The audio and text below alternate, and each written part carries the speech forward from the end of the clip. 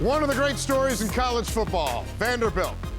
They're fun, unless you're one of the other teams in the SEC. Anchor down, anchor down. And they actually have like their own fans in Nashville filling up those seats. It's not just, everybody else's people who live in Nashville getting to see their alma mater. What Vanderbilt did today was mighty impressive in a win against LSU. It's an incredible thing that's happening in Nashville, Tennessee, and it kind of happened out of desperation.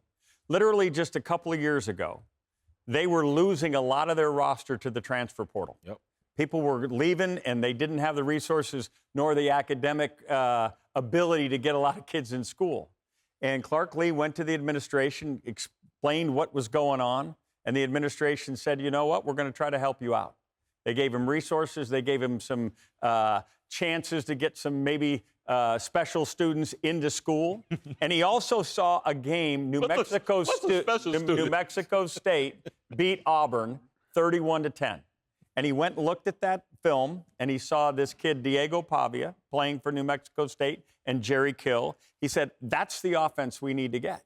And he went, not only brought Diego Pavia, not only the offensive coordinator, the wide receiver coach, he brought Jerry Kill with him, too. Everybody. The whole thing came, and the Vanderbilt administration let all these guys get portal in school, package. And all of a sudden, magic has happened. Diego Pavia is special. I'm insulted because I was a special student. No, so special admit. Special admit. Special. Shh, tell anybody. You want to do the highlights? Listen, let's do the highlights because Pavia is special. He is the engine of this offense, and he is the edge that this team wears on its sleeve. Well, luckily, Pavia wasn't the one getting hit by A.J. Halsey here. Look at it, all the way to the bench. That's major college football. It is. Take it like a man. And Pavia, though, finding the open guys. Whoever's calling the plays, Jerry Kill. Eli Stowers, New Mexico State. These plays today kept this defense at bay, and the defense kept Nussbauer on his back. He got this ball out here to Thomas, and Thomas did the rest. Yeah, there were some missed tackles by Vandy on this. One of the few mistakes that they made all season. But Garrett Nussmeier, man, he played with a lot of heart today. He was banged up. He got hit because Vandy was all over. Watch this, AT. And this is 4th and 1. Watch this, AT. So Pavia's got some magic. Wow. That's a trip to New York, boys. Yes. When he's in New York and they're talking about the Heisman moments, Diego Pavia just had his, and Sauer, great flag. Look out. Once again. Here he goes. Where's the spy? Can we get a spy on him? Great vision. They've taken the goalpost to the Cumberland River. Maybe these can come to the Hudson. Wow. Oh, yeah, there's the Heisman pose. That's swag and confidence, man. Now, this is intelligence. This is football IQ. This is game management. No, I'm not going to score. I'm not going to pad my stats. I'm going to stop right here, and we're going to bleed this clock. Yeah, pride, baby. Victory formation inside the 5-yard line. 3 plays in a row. You see his numbers here, Rick, and Vandy is 6-1 for the first time since 1950. He's not only the signal caller and, he was the leading rusher today, obviously the quarterback making all the throws, but he's the emotional leader. Yep. He is their heart and soul. Yes. And as he goes, so go the Commodores, and he's been a blast to watch. And I'll tell you, we're going to get to LSU and Brian Kelly and everything there.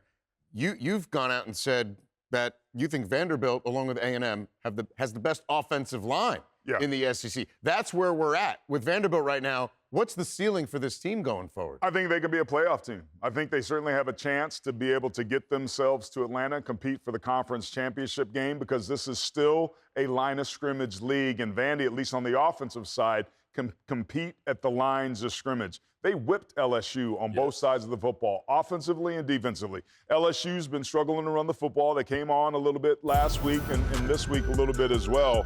But, man, built on the ground, what they're doing, Chris Klinakis' unit has just done a masterful job. Vanderbilt boys averages 3.8 yards before contact. That means almost 4 yards before the backs are being touched on average. So what you're saying, there's some holes there. There's some holes. They're doing the work up front, Take me Rick. through there. And to go back to what you said about the portal, they got dudes with belly tats and ponytails on that offensive line. The first play of the Alabama game, the right tackle 55, and they flipped sides, got a pancake on the defensive end from Alabama. This isn't position blocking. This is putting dudes' faces in the dirt.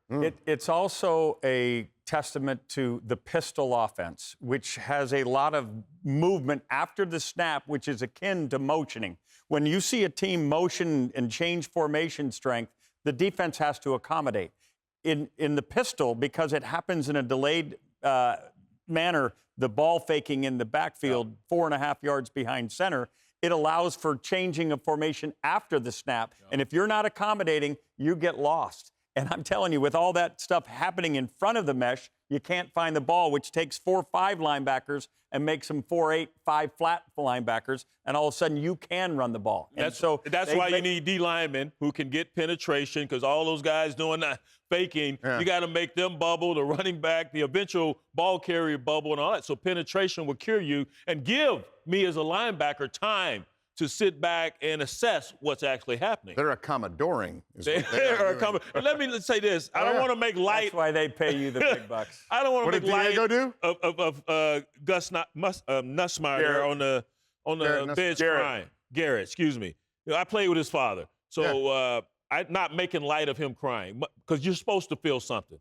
This game should mean something to you. Right on. And Pavia and Vanderbilt has done that to every opponent this season, aside from Alabama. So they are for real. But LSU is lost right now. I am sorry. They are completely lost on the offensive side of the ball. What Nussmeier showed today was that he's a tough character, because he stood back there knowing that he was going to get hit on every drop back pass. He was never comfortable, but still found ways to get the ball to his wide receivers and the big tight end, Trey Green. And you're hoping that he's okay going forward. The SEC continues to be a gauntlet loaded with ranked teams.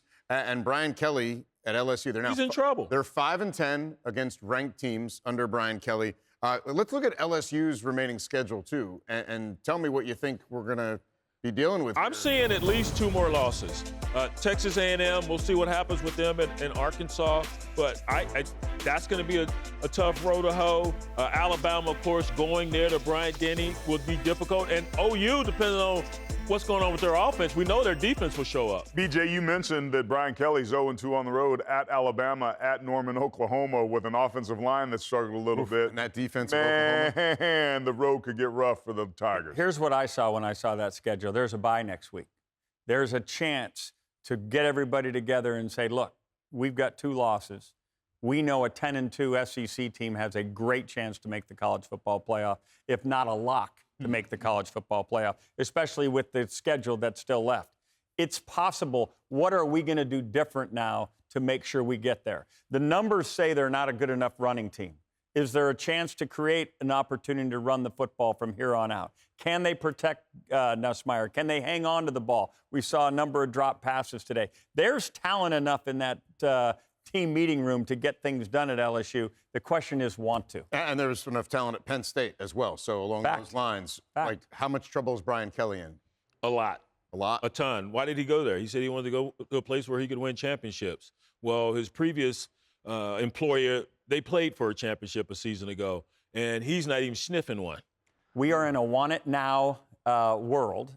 College football is no exception to that. And the powers that be that support the university there, the signature university in the state of Louisiana, they're going to want it now. There may not be a school in the country that the standard is higher than LSU. The last 3 head coaches won national championships. Brian Kelly purportedly was better than the last 2, right? Ed Orgeron and Les Miles. If you had told me that Brian Kelly was going to do worse than those 2 when he went down to the Bayou, I would have bet you every dollar I had in my pocket. The question becomes, is LSU playing to its potential right now? To me, that answer looks like no. Your quarterback's hurt. Wes Weeks didn't play, or Whit Weeks didn't play today. There's all these little different things. But at some point, when is it just talk? You got to have answers in this sport. LSU and Brian Kelly. That's why that bye week's critical right now. Didn't they have a bye week earlier? They've had to get 2 every year. I understand. They had one earlier. Yep. After they didn't get right then. Well. What makes you think they're going to get right after this? There wasn't much to get right about then. Well, you're not going to get right against A&M. And remember, Les Miles and Ed Orgeron also still have rings. And if they see a plateau here, that's what makes you think Penn State, I'm with you. As well. I'm with you, BJ. Speaking of, go ahead. No, I was going to say, speaking of buys. Bye. Bye. Going. What were you going to say, though?